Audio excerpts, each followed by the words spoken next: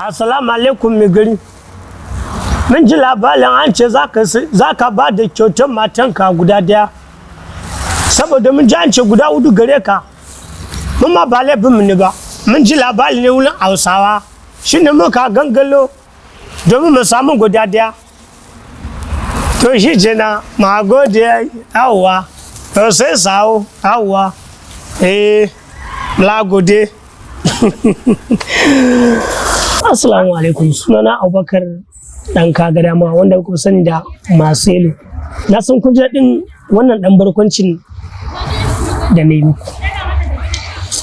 Ku kasance da shafinmu na Arewa Screen domin ƙayatattun shirye-shiryenmu domin ilmantarwa, faɗakarwa da ilmantarwa.